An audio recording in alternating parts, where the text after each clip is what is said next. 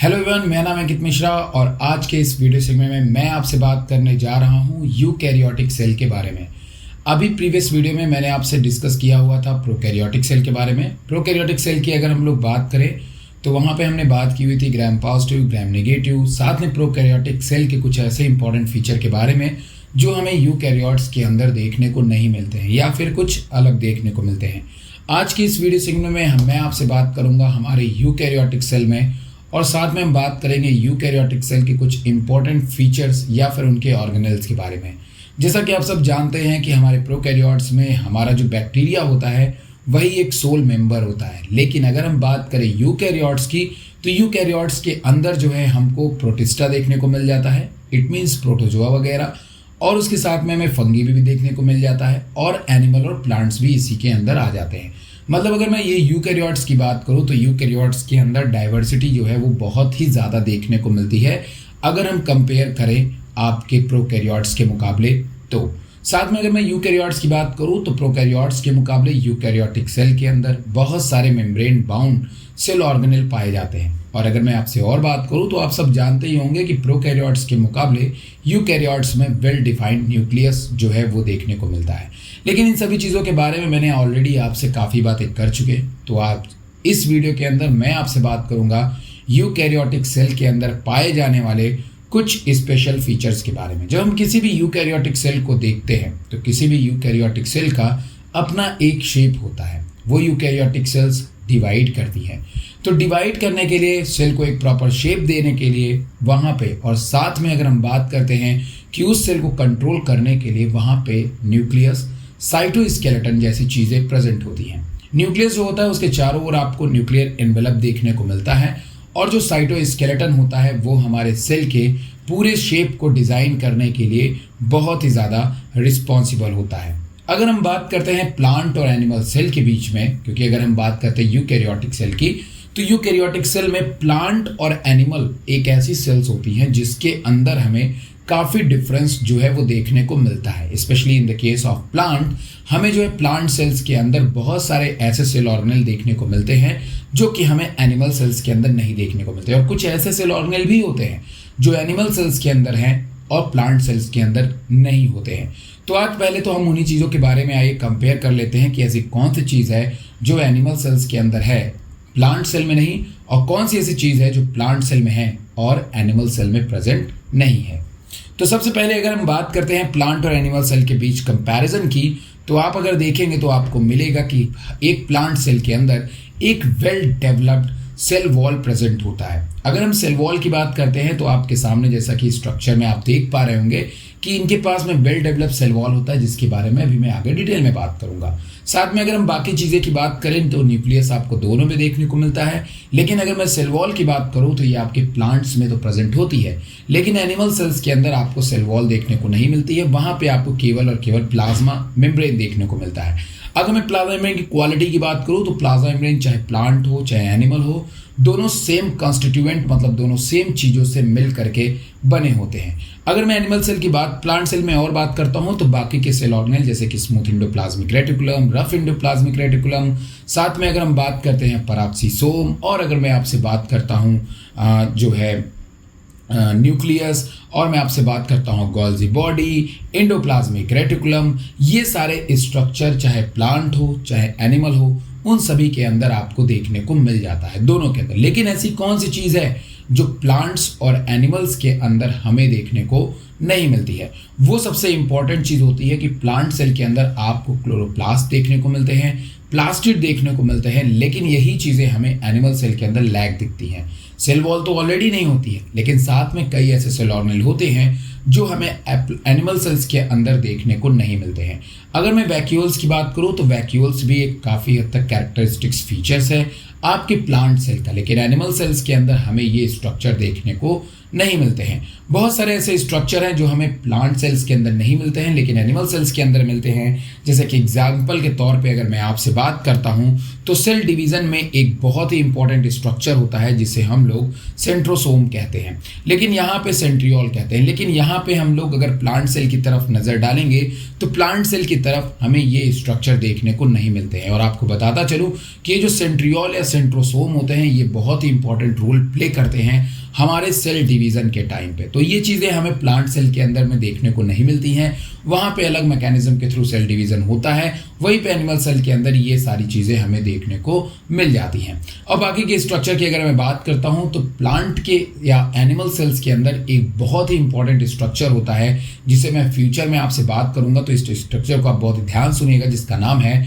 Microtubule. ये microtubule जो है वो हमारे सेल के साइटोस्केलेटन को भी बनाते हैं, साथ में यही माइक्रोट्यूब्यूल होते हैं जो हमारे सेल के सेल डिवीज़न के टाइम पे बहुत ही ज़्यादा इस रोल प्ले करते हैं। फिर वो चाहे स्पिंडल फाइबर बनाना हो, चाहे सेंट्रियोल बनाना हो, इन सभी चीज़ों के अंदर ये बहुत ही इंपॉर्टेंट रोल प्ले करने वाले होते हैं। अगर मैं प्लांट सेल की बात करता हूं तो प्लांट सेल का तकरीबन एक बड़ा हिस्सा जो होता है वो कवर अप करता है आपका वैक्यूल। कौन कवर अप करता है? वैक्यूल करता है, क्योंकि यही ना केवल सेल के शेप को डिसाइड भी करता है, सेल के शेप को मेंटेन भी करता है, साथ में बहुत सारी ऐसी चीज़ें होती हैं जो कि प्लांट सेल्स और अपने बीच में ट्रांसपोर्ट करने के काम में भी आता है, जिसके बारे में हम वैक्यूल के सेगमेंट में डिटेल में पढ़ेंगे। तो आइए बेसिक से डिफरेंस को जानने के बाद, जैसा कि आपके एनिमल सेल्स के ऊपर माइक्रोविली भी प्रेजेंट होते हैं, ये सारी डिफरेंसेस को जानने के बाद अब आइए हम कुछ और बातों के ऊपर ध्यान देते हैं।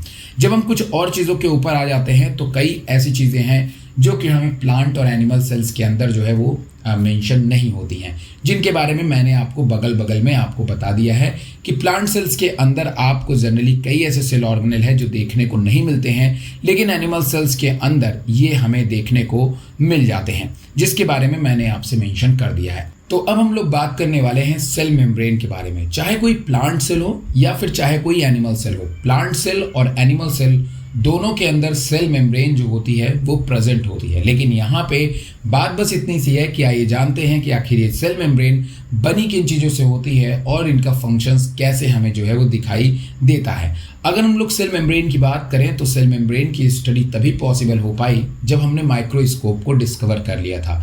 माइक्रोस्कोप की डिस्कवरी जब 1950 में हुई तो उसी समय हमने सेल मेम्ब्रेन के बारे में जानना शुरू कर दिया गया था। उस समय जो हमने सेल मेम्ब्रेन को देखा था वो हमने आरबीसी को देखा था, मतलब it means that red blood cells के सेल मेम्ब्रेन को हमने ऑब्जर्व किया था, और यहीं से जो है प्लाज्मा मेम्ब्रेन की पॉसिबिलिटी, एक स्ट्रक्चर्स जो है वो लोगों को मिलना जो है वो शुरू हो गया। सेल मेम्ब्रेन को कंपोज, अगर मैं सेल मेम्ब्रेन की बात करूं तो सेल मेम्ब्रेन जो है वो बेसिकली दो बेसिक कंपोनेंट से मिलकर के बने होते हैं, एक है लिपिड और एक है प्रोटीन।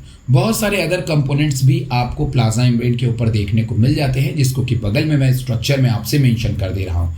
यहाँ पे जो लिपिड होती है वो फॉस्फोलिपिड होती है। अगर मैं फॉस्फोलिपिड की बात करता हूँ तो फॉस्फोलिपिड में दो पोर्शंस प्रेजेंट होते हैं, जिसमें से एक पोर्शन होता है आपका जो कि हाइड्रोफोबिक होता है और एक पोर्शन होता है जो आपका हाइड्रोफिलिक होता है। ऊपर वाला जो हेड होता है वो हाइड्रोफिलिक होता है, मतलब उसको पानी से लगाव होता है, और जो बीच वाला पोर्शन होता है वो हमारा जनरली हाइड्रोफोबिक होता है, जो वाटर को अंदर आने नहीं देता है। साथ में अगर मैं बात करता हूं तो यहाँ पे मौजूद जो आपके प्रोटीन चैनल्स होते हैं वो तमाम तरह के मॉलिक्यूल्स को ट्रांसपोर्ट करने में काफ़ी हद तक मदद करते हैं।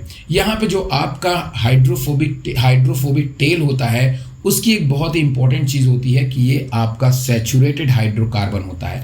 जनरली अगर हम लोग सैचुरेटेड हाइड्रोकार्बन को देखें तो सैचुरेटेड हाइड्रोकार्बन्स में आपको जनरली सिंगल बॉन्ड्स ही देखने को मिलता है, और सिंगल बॉन्ड के प्रेजेंट होने के कारण ही ये मेम्ब्रेन में फ्लूइडिटी मेंटेन रहती है। फ्लूइडिटी कहने का मतलब ये है कि जब आप इस मेम्ब्रेन को देखते हो तो ये मेम्ब्रेन एक मूविंग की तरह दिखाई देता है, मतलब कुछ इस तरीके से इसमें मूवमेंट होता रहता है। अब ये फ्लूइडिटी से क्या फ़र्क पड़ता है? फ्लूइडिटी से हमारा जो प्लाज्मा मेम्ब्रेन है उसकी ड्यूरेबिलिटी कहीं ना कहीं बढ़ जाती है। साथ में बहुत सारे ऐसे प्रोटीन मॉलिक्यूल्स भी होते हैं जो हमारे प्लाज्मा मेम्ब्रेन पे मौजूद होते हैं। फ्लूइडिटी होने के कारण उनकी पोजीशन अक्सर चेंज हो जाया करती है। तो इस तरीके से, और जो ये फ्लूइडिटी होती है जिसमें प्लाज्मा मेम्ब्रेन मूवमेंट करती हैं, दरअसल ये मूवमेंट लैटरल मूवमेंट होता है। कैसा मूवमेंट होता है? ये एक लैटरल मूवमेंट होता है जो हमें प्लाज्मा मेम्ब्रेन के अंदर जो है वो देखने को मिलती है, और वो इसीलिए देखने को मिलती है क्योंकि यहाँ पे जो लिपिड की पूरी जो लेयर होती है उसकी जो टेल पोर्शन होती है वो आपका पूरी तरह से सैचुरेटेड हाइड्रोकार्बन होता है, और सैचुरेटेड हाइड्रोकार्बन में हमें डबल बॉन्ड नहीं देखने को मिलता है, हमें सिंगल बॉन्ड देखने को मिलता है। और अगर किसी चीज़ के अंदर अगर आपको सिंगल बॉन्ड देखने को मिल रहा है तो इसका मतलब ये है कि उसकी फ्लूइडिटी काफ़ी हद तक अच्छी होती है। वहीं पे अगर हम बात करें तो प्लाज्मा मेम्ब्रेन के अंदर कार्बोहाइड्रेट, प्रोटीन्स, इन सभी को छोड़ने के बाद एक और स्ट्रक्चर होता है जिसे हम लोग स्टीरॉल और कोलेस्ट्रॉल के नाम से जानते हैं। तो वो भी प्लाज्मा मेम्ब्रेन के बीच में लिपिड के मॉलिक्यूल्स के बीच में मौजूद होती है, जिसके बारे में आपको डायग्राम में जो है वो दिखाई दे रहा है। जब हमने और भी ज़्यादा सेल मेम्ब्रेन को स्टडी किया तो पाया कि सेल मेम्ब्रेन के अंदर आपको प्रोटीन और कार्बोहाइड्रेट भी बहुत ज़्यादा अमाउंट में देखने को मिल रहे हैं। अगर मैं बात करता हूँ प्रोटीन और लिपिड की, तो प्रोटीन और लिपिड का जो रेशियो है प्लाज्मा मेम्ब्रेन में पाए जाने का, लिपिड मतलब कितनी मौजूद है प्लाज्मा मेम्ब्रेन में और प्रोटीन कितनी मौजूद है प्लाज्मा मेम्ब्रेन में, ये रेशियो जो है वो सेल बाई सेल मतलब हमारी बॉडी की लोकेशन में अलग अलग लोकेशंस में अलग अलग टाइप की सेल है। आइए इसको थोड़ा सा इस लाइन को समझते हैं। देखिए क्या होता है कि हमारी बॉडी में बहुत सारे ऐसे लोकेशंस होते हैं जहाँ पे ग्लूकोज का या मॉलिक्यूल्स का अपटेक मतलब लेन देन बढ़ जाता है। ऐसी जगहों पे क्या होता है कि हमें मॉलिक्यूल्स को एक्सचेंज करने के लिए प्लाज्मा मेम्ब्रेन पे बहुत सारे प्रोटीन चैनल्स प्रेजेंट होते हैं। तो जब ज़्यादा प्रोटीन चैनल्स होंगे तो आपको पता है कि प्लाज्मा मेम्ब्रेन में प्रोटीन का रेशियो बढ़ जाएगा और लिपिड का रेशियो घट जाएगा। बट बहुत ऐसी जगह होती हैं जहाँ पे आपकी सेल्स को किसी भी ज़्यादा प्रोटीन चैनल्स की ज़रूरत नहीं पड़ती है, ज़्यादा लेन देन की ज़रूरत नहीं होती है। ऐसी जगहों पे अक्सर क्या होता है कि जो हमारी प्लाज्मा मेम्ब्रेन होती है वहाँ पे लिपिड का कंटेंट ज़्यादा होता है और प्रोटीन का कंटेंट जो होता है वो कम होता है। अगर हम बात करते हैं एरिथ्रोसाइट्स की, किसकी बात करते हैं?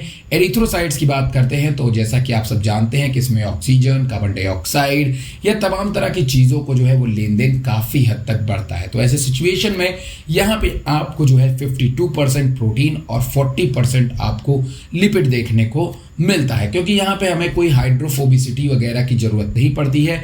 तो लिपिड का कंसंट्रेशन जाहिर तौर पे यहाँ बहुत ही कम देखने को मिलता है, जबकि प्रोटीन यहाँ पे आपको तकरीबन 52% तक देखने को मिल सकता है। वहीं पे अगर हम बात करते हैं कि जब हम मेम्ब्रेन की बात करते हैं तो मेम्ब्रेन के अंदर आपको दो तरह की प्रोटीन देखने को मिलती हैं।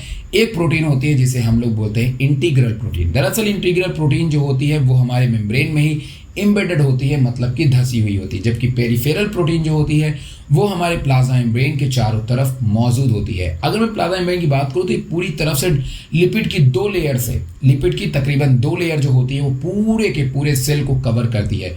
लिपिड की 2 लेयर और बीच में प्रोटीन का होना, लिपिड की 2 लेयर और बीच में प्रोटीन का होना, ये एक मॉडल बनाता है जिस मॉडल को बाद में नाम दिया गया फ्लूइड मोज़ेक मॉडल। दरअसल हमारा जो ये फ्लूइड मोज़ेक मॉडल था, इसे देने वाले साइंटिस्ट का नाम था सिंगर और निकोलसन, जिन्होंने बताया कि हमारी जो प्लाज्मा मेम्ब्रेन होती है उसमें आपको तकरीबन 2 लेयर लिपिड की देखने को मिलती है। एक जो लिपिड की लेयर होती है वो बाहर तरफ होती है और एक लिपिड की लेयर आपके अंदर साइड में होती है।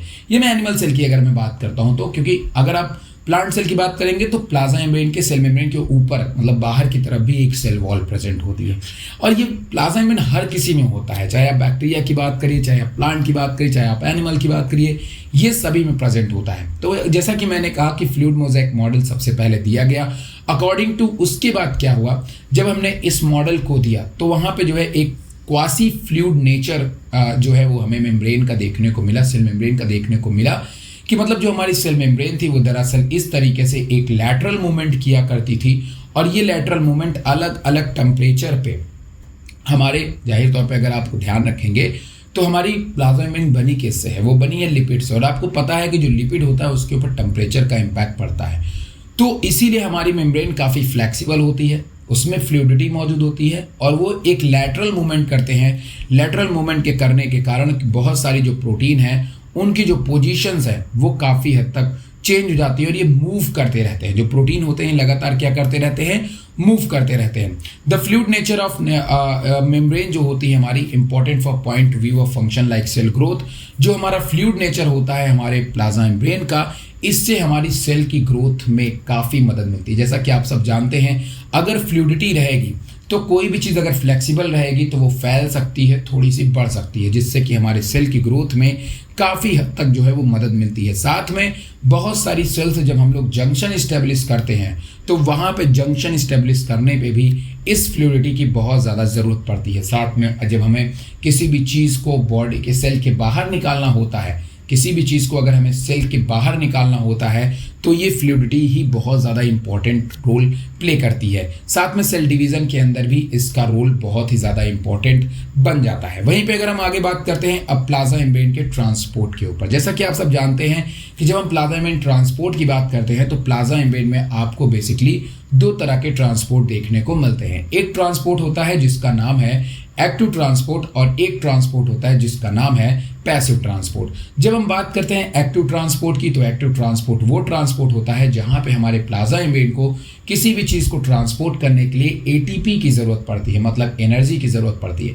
वहीं पे दूसरी तरफ अगर हम पैसिव ट्रांसपोर्ट की बात करते हैं तो पैसिव ट्रांसपोर्ट में अगर प्लाज्मा मेम्ब्रेन सेल के अंदर या बाहर किसी भी चीज़ को ट्रांसपोर्ट कर रही है तो ऐसे सिचुएशन में उसको एनर्जी की ज़रूरत नहीं पड़ती है। तो सबसे पहले हम बात करते हैं पैसिव ट्रांसपोर्ट की। पैसिव ट्रांसपोर्ट एक ऐसा ट्रांसपोर्ट होता है जहां पे आपकी जो सेल्स होती हैं वो क्या काम करती हैं कि बिना एनर्जी को खर्च किए high concentration to low concentration molecules को भेज सकती हैं। अब high concentration to low concentration जब किसी भी मॉलिक्यूल को भेजा जाता है तो उसमें किसी भी तरीके की एनर्जी का इन्वॉल्वमेंट नहीं रहता है। दरअसल ये जो प्रोसेस होती है जिसमें high concentration to low concentration जब हम गैसेस वगैरह को ट्रांसफर करते हैं तो दरअसल इस प्रोसेस को हम लोग डिफ्यूजन नाम देते हैं। क्या नाम देते हैं?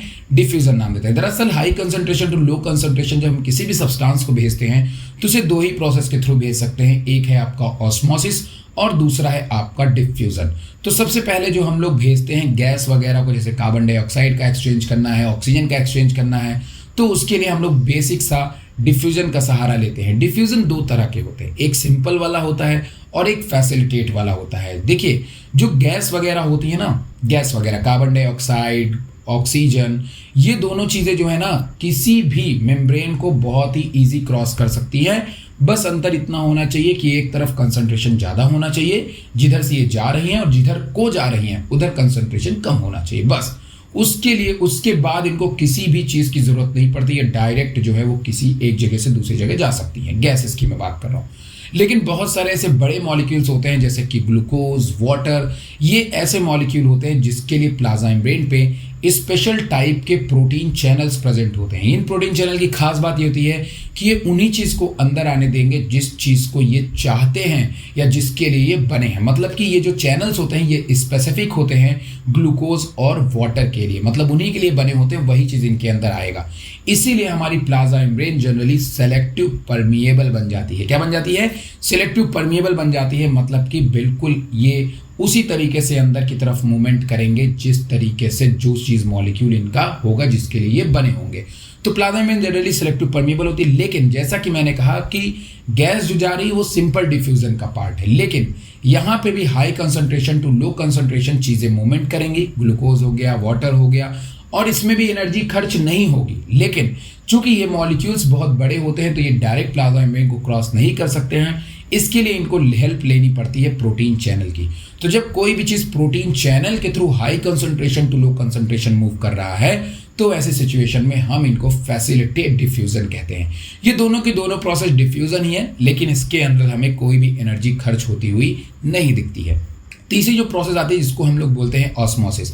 ऑस्मोसिस जो प्रोसेस होती है वो प्रोसेस भी बहुत ही सिंपल होती है, वो भी high concentration to low concentration होती है। लेकिन ऑस्मोसिस का जो केस है वो दरअसल सॉल्यूशन के लिए काम में आता है। मतलब जब एक तरफ सॉल्यूट का कंसंट्रेशन ज़्यादा होता है तो वाटर उधरी की तरफ मूवमेंट करती है। याद रखिएगा, जिस तरफ वाटर का कंसंट्रेशन ज़्यादा होगा सॉल्यूट कम होगा, और दूसरी तरफ वाटर का कंसंट्रेशन कम है और सॉल्यूट ज़्यादा है तो वाटर जिधर ज़्यादा है उधर से कम की तरफ वाटर मूव कर जाएगा। ये प्रोसेस भी बिल्कुल भी एनर्जी को यूटिलाइज नहीं करती है और यहाँ पे भी आपको high concentration to low concentration का वेरिएशन देखने को मिल जाता है। ऑस्मोसिस के बारे में डिटेल में जानना चाहते हैं तो मैं वीडियो की लिंक डाल दूंगा, आप उस वीडियो को देख करके ऑस्मोसिस को पूरी तरह से समझ सकते हैं। अब आइए बात करते हैं अपने दूसरे ट्रांसपोर्ट की जिसका नाम है एक्टिव ट्रांसपोर्ट। एक्टिव ट्रांसपोर्ट हमें जो है जनरली हमारे नर्व सेल में देखने को मिलता है, जहाँ पे हमें आयंस को ट्रांसपोर्ट करना पड़ता है। जब हम low concentration to high concentration किसी भी चीज़ को हमें मूव कराना होता है, ज़बरदस्ती कहीं पे किसी चीज़ को भेजना होता है, जैसे कहीं पे सीट फुल हो गई है लेकिन फिर भी नहीं भैया तुम जाओ अंदर जाओ अंदर जाओ जाओ जाओ जाओ तुम चले जाओगे, जब हम ज़बरदस्ती किसी भी चीज़ को अंदर की तरफ पुश करते हैं तो उसको हमें जो है देना पड़ता है एनर्जी।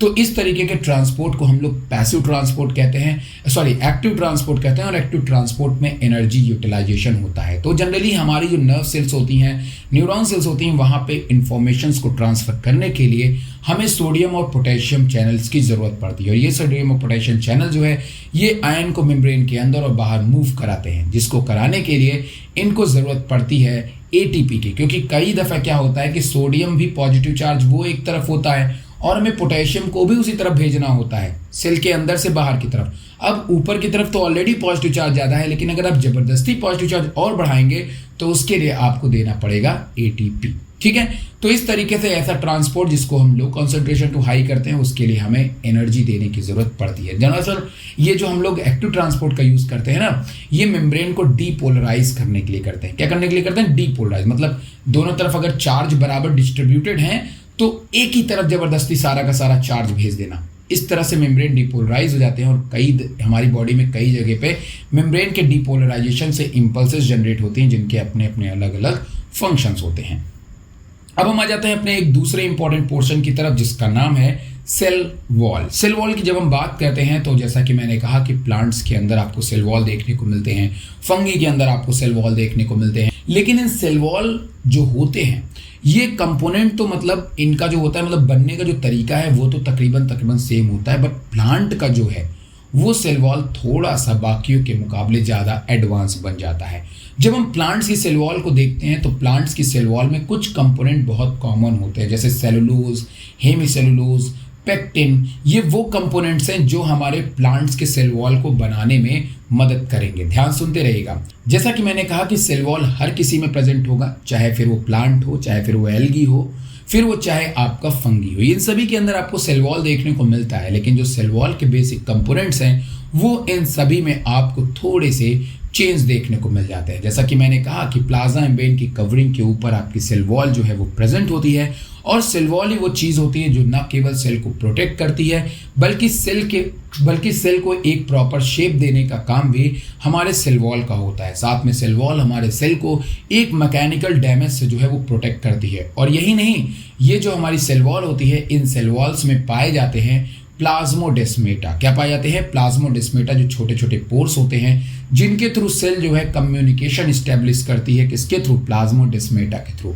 और दो सेल्स के बीच में एक जंक्शन पाया जाता है जिसे हम लोग जनरली मिडिल लैमिला कहते हैं। कई बच्चे बड़ा कंफ्यूज जाते हैं, सोचते हैं कि मिडिल लैमिला सेल वॉल का एक अलग से पार्ट होता है। नहीं, मिडिल लैमिला जो है वो हम सेल वॉल को नहीं मानेंगे। सेल वॉल को जनरली हम लोग मानते हैं प्राइमरी और सेकेंडरी। जो प्राइमरी सेल वॉल होती है वो जस्ट आपके प्लाज्मा मेम्ब्रेन के ऊपर मौजूद होती है और फिर वही डेवलप करते करते सेकेंडरी सेल वॉल बनाती है। मिडिल लैमिला जो होती है वो दो सेल्स के बीच का एक एरिया होती है जहाँ पे दो सेल आपस में कम्युनिकेट करते हैं।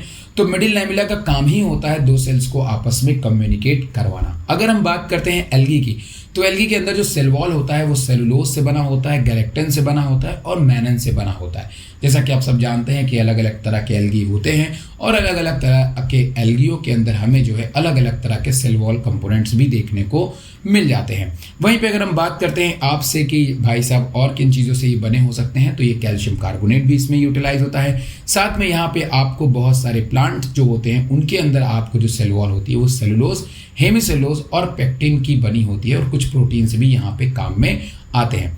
जब आपकी सेल्स पूरी तरह से मैच्योर नहीं होती है, न्यूली बनी होती है, तो उस समय वहाँ पे प्राइमरी सेल वॉल होती है। और जो प्राइमरी सेल वॉल होती है वो प्राइमरी सेल वॉल में ग्रोथ की कैपेसिटी सबसे ज़्यादा हमें देखने को मिल जाती है। दरअसल यही ग्रोथ करते हैं और जब सेल पूरी तरह से मैच्योर होती है तो वहाँ पे सेकेंडरी वॉल का फॉर्मेशन कर होता है। जो सेकेंडरी वॉल होती है वो आपकी दरअसल अंदर की तरफ, मतलब कि सेल के इनर साइड की तरफ बनती है, जिसको कि हम लोग सेकेंडरी वॉल कहते हैं, जबकि ऊपर की तरफ आपकी प्राइमरी वॉल मौजूद होती है। तो इस बात को आप हमेशा ध्यान में रखिएगा।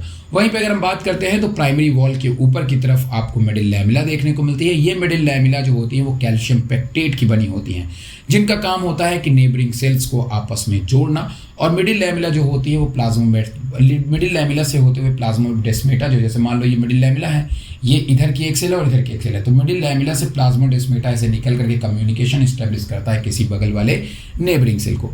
तो ये हो गई कहानी सेल वॉल की। और अगर मैं बात करता हूँ फंगी की, तो फंगी के अंदर जो सेल वॉल होता है वो काइटिन की बनी होती है। किससे बनी होती है? काइटिन की बनी होती है। तो वो एक प्रोटीन का पार्ट है, लेकिन हमारी वाली जो सेल वॉल होती है इसमें प्रोटीन, कार्बोहाइड्रेट, हर तरह के मटेरियल यूटिलाइज होते हैं। होपफुली आपको वीडियो समझ में आएगा। वीडियो समझ में आए वीडियो को लाइक करिएगा, चैनल को सब्सक्राइब कर लीजिए। नेक्स्ट वीडियो में हम लोग बात करेंगे एंडोमेट्रियल सिस्टम, जो कि बहुत इंपॉर्टेंट होता है, इसलिए वीडियो को सब्सक्राइब कर लीजिएगा। और अगर आपको ये सारे के सारे कंटेंट पसंद आ रहे हैं, साथ में 3D डायग्राम पसंद आ रहे हैं, और आप चाहते हैं कि ऐसे इंटरेस्टिंग डायग्राम वाली एक बुक आपको भी लेनी चाहिए, तो आप ले सकते हैं मेरी बुक विदान हैंडबुक बायोलॉजी, जो कि बहुत ही कम प्राइस पे आपको फ्लिपकार्ट, अमेजोन और मीशो पे जा करके मिल जाएगी। तो वहाँ पे जाइए, इस बुक को परचेस करिए। इस बुक के अंदर आपको 2000 क्वेश्चंस मिल जाते हैं, साथ में कलरफुल डायग्राम के साथ एक बेहतरीन वन लाइनर स्टडी नोट्स मिल जाता है, जो एग्जाम प्रिपरेशन के लिए या फिर आपके नॉलेज को बूस्ट करने के लिए बहुत ज़्यादा ज़रूरी है। तो ज़रूर लीजिए, उस बुक को परचेस करिए और वीडियो को सब्सक्राइब कर लीजिए, वीडियो को लाइक कर दीजिए, चैनल सब्सक्राइब करिएगा। Thank you very much.